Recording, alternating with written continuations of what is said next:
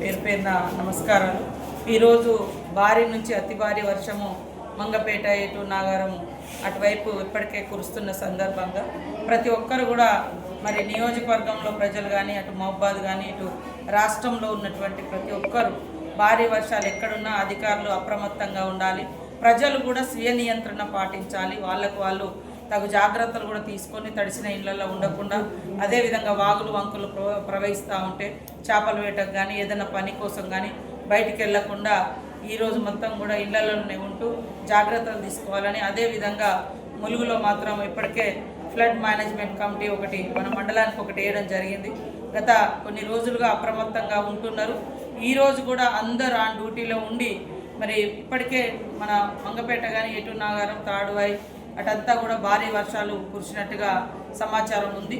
అక్కడ ప్రజలను కూడా సురక్షిత ప్రాంతాలకు తరలించండి.